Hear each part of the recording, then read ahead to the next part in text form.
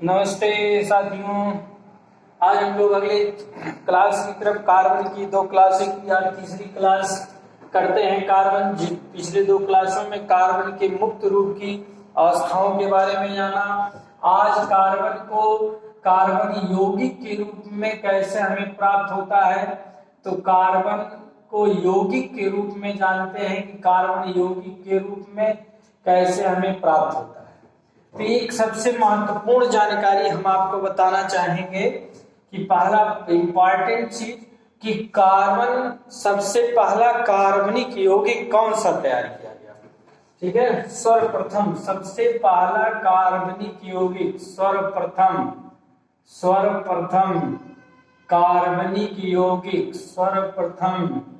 कार्बनिक यौगिक कौन सा है, तो सबसे पहला कार्बनिक यौगिक है यूरिया। सबसे पहला कार्बनिक यौगिक क्या है, यूरिया है भाई। यूरिया NH2CO ठीक, जिसको ओहलर नामक वैज्ञानिक ने 1828 ईस्वी में अमोनियम साइनेट के द्वारा तैयार किया। तैयार किया।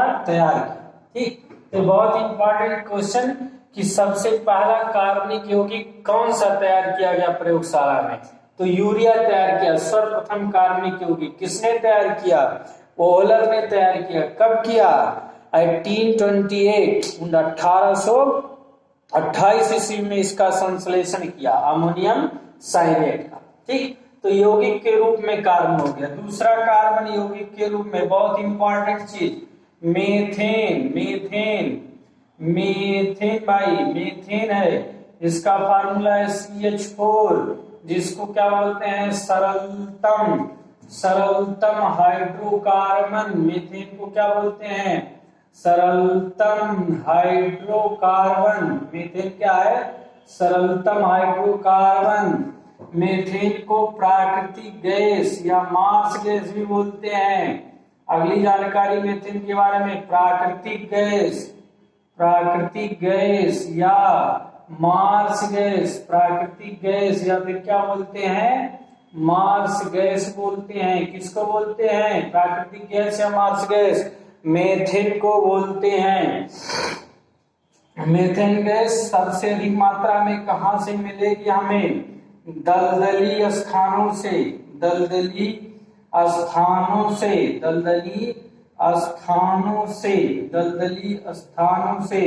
जहां पर पेड़ पौधों की अधिकता होगी।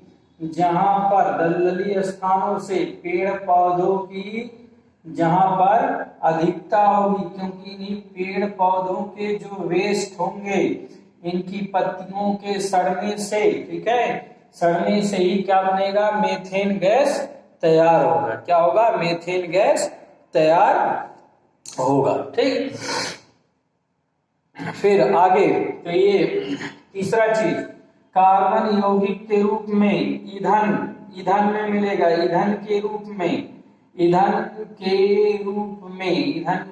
में कार्बन यौगिक के रूप में मिलेगा।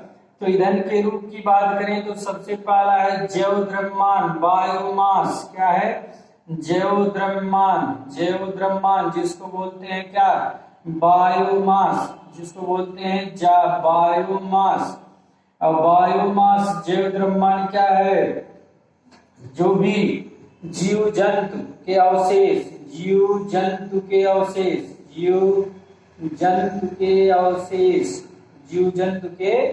अवशेष हैं। ठीक है, क्या, जीव जंतु के अवशेष, पेड़ पौधों के अवशेष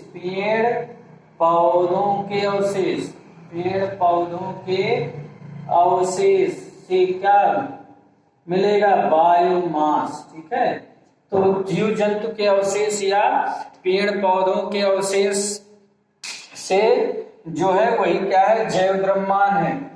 इस जैव द्रव्यमान से 8% ऊर्जा मिलती है। 8% ऊर्जा प्राप्त होती है। किससे? जैव द्रव्यमान से 8% ऊर्जा प्राप्त होती है। तो एक तरीके से कार्बन यौगिक के रूप में, ईंधन के रूप में, जैव द्रव्यमान के रूप में रहेगा। दूसरा किस रूप में मिलेगा? कच्चे तेल के कुएं। क्या है?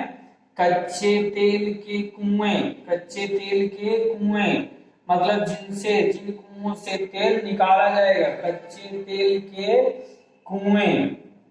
तो ये चीज यहाँ जानकारी रखिएगा, कच्चे तेल के कुएं से मतलब तेल के कुएं से जो तेल निकाला गया उसकी जो विधि है वो बोला गया प्रभाजी आसवन। प्रभाजी आसवन विधि द्वारा, प्रभाजी आसवन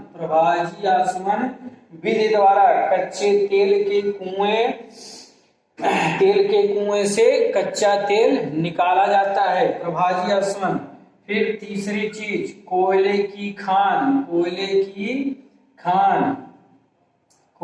की खान है, कोयले की खान। तो कोयले की खान से भी कार्बन यौगिक के रूप में मिलता है। कोयले की खान से कार्बन किस रूप में मिलता है? पत्थर के रूप में।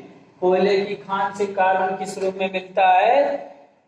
पत्थर के रूप में मिलता है। ठीक, इसके बाद बात आती है यहाँ कार्बन यौगिक के रूप में हो गया, इतनी इंपॉर्टेंट चीज हो गई।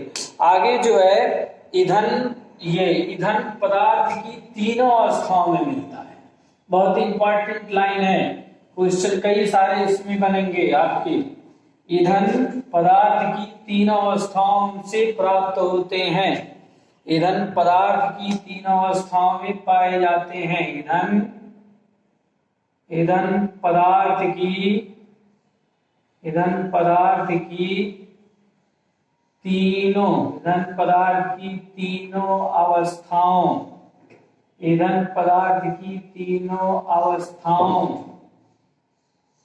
में पाए जाते हैं।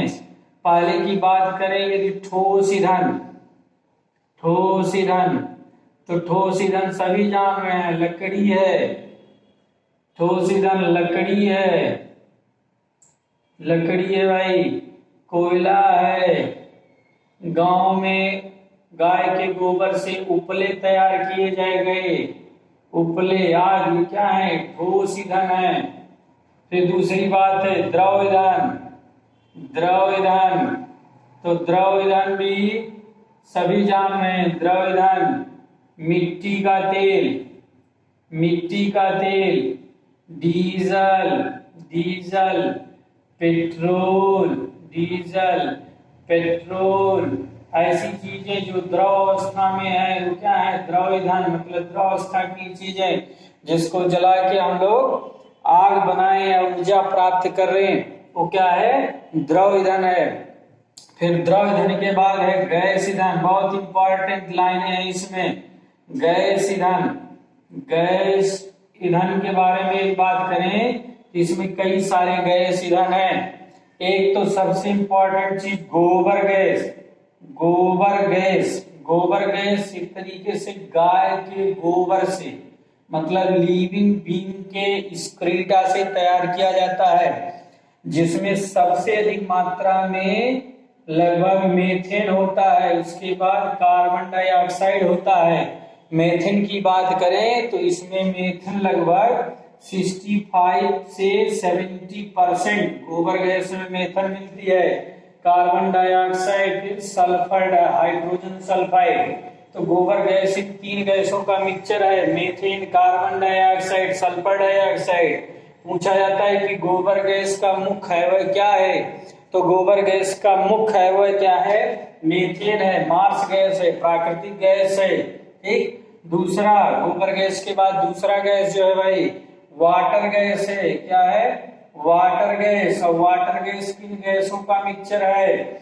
वाटर गैस में कौन कौन सी गैसें हैं? तो वाटर गैस जो है हाइड्रोजन प्लस कार्बन मोनोऑक्साइड का मिक्सचर है। वाटर गैस कार्बन और मोनोऑक्साइड का क्या है? मिक्सचर है। फिर अगला है कोल गैस। कोल गैस के बारे में भी पीछे बताया गया।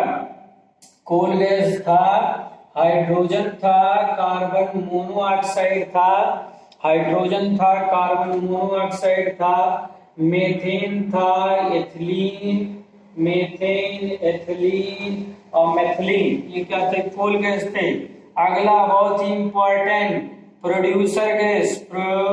प्रोड्यूसर गैस, प्रोड्यूसर गैस भाई, गैस ईंधन का अगला रूप प्रोड्यूसर गैस।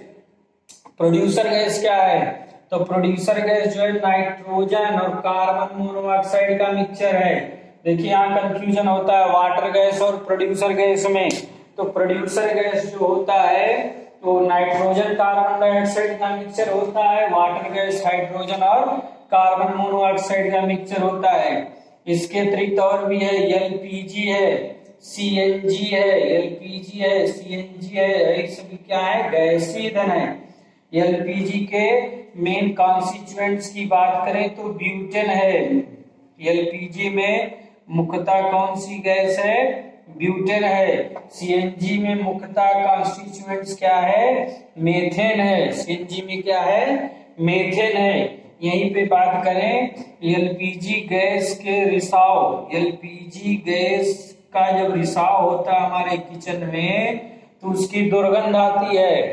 तो एलपीजी गैस के रिसाव होने से दुर्गंध आती है, तो उसका कारण क्या है? वो दुर्गंध किस चीज का होता है?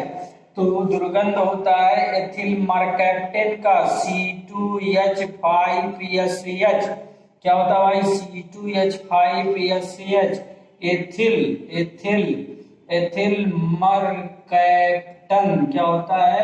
एथिल मर्कैप्टन होता है। ठीक, तो यहाँ एलपीजी के बारे में बहुत सारी liquefied petroleum gas, compressed natural gas, liquefied petroleum gas, compressed natural gas, इसको एलपीजी के मेन कॉन्स्टिट्यूएंट्स ब्यूटेन। एलपीजी का जब कभी रिसाव होता है तो उसमें एक दुर्गंध युक्त ऑर्डरलेस हाइड्रोकार्बन एथिल मर्कैप्टेन C2H5SCH, जिसकी दुर्गंध हमें मिलती है और पता चलता है कि एलपीजी गैस का क्या हो रहा है? रिसाव होता है। ठीक, एलपीजी गैस की और दूसरे कॉन्स्टिट्यूएंट्स की बात कर ले तो प्रोपेन होता है। क्या होता है? प्रोपेन। ब्यूटेन और प्रोपेन इसके मेन क्या है? कॉन्स्टिट्यूएंट्स होते हैं किसके? LPG gas. हाई बात समझ में? तो यहां से पहला तो ये पढ़ा गया कि कार्बनिक यौगिक सबसे पहला कौन सा बना? तो यूरिया हो गया। ठीक, जिसको किसने बनाया? वॉलर ने बनाया। किसके द्वारा बनाया? अमोनियम साइनाइड से बनाया। फिर दूसरी चीज हम लोग ये सीखे कि मेथेन क्या है, मेथेन गैस के बारे में। फिर ईंधन के रूप में, कार्बन यौगिक के रूप में, यानी ईंधन के रूप में बताया गया कि ईंधन पदार्थ की 3 अवस्थाओं में है, ठोस, द्रव और गैस की अवस्था में है। इसके बाद यदि बात कर लें तो अगला यौगिक के रूप में जो हमें कोयले की खान से जो प्राप्त हो रहा है,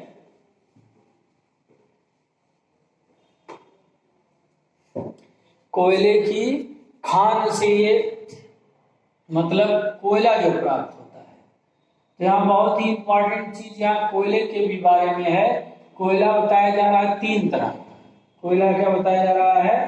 3 तरह का कोयला है। एक बताया जा रहा है लिग्नाइट, जिसको बोला जाता है भूरा कोयला। लिग्नाइट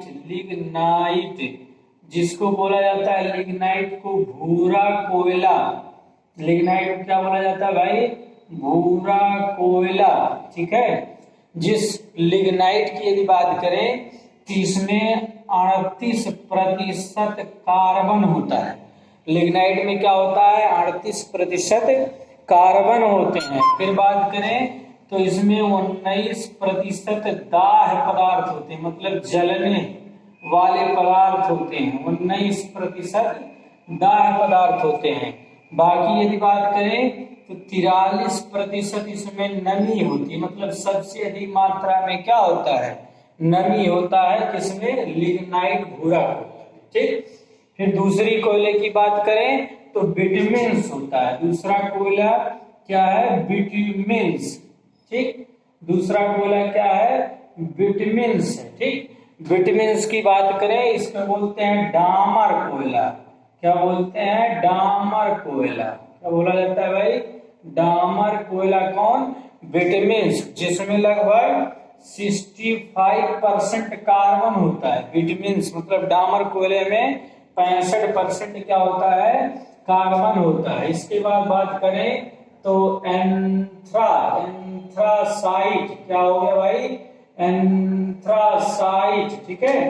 एंथ्रासाइट, जिस एंथ्रासाइट में कार्बन की मात्रा सबसे अधिक है भाई, एंथ्रासाइट में कार्बन 96% है।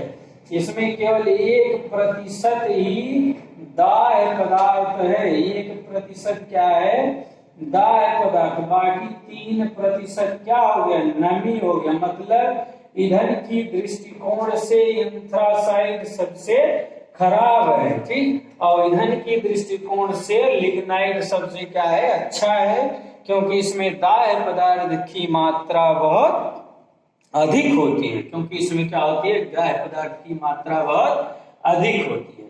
तो यहाँ यौगिक के रूप में कोयले की चर्चा की गई, तो कोयला 3 तरह के हुए, लिग्नाइट, विटामिन, एंथ्रासाइट। लिग्नाइट में 38% कार्बन, 19% दाह्य पदार्थ, 43% नमी। विटामिन को बोला गया डामर कोयला, जिसमें कार्बन 65%, एंथ्रासाइट 96% हो गया कार्बन, 1% दाह्य पदार्थ और 3% क्या हो गई, नमी हो गई। ये जानकारियां आपसे मिली, बहुत बहुत धन्यवाद। आगे अगले क्लास में हम लोग इसके बारे में और चर्चा करेंगे। आगे हमारे चैनल को सब्सक्राइब करिए, ज्यादा से ज्यादा जो है अपने सुझाव दीजिए हमको, जो इसमें सुझाव करने लायक रहेगा हम करेंगे।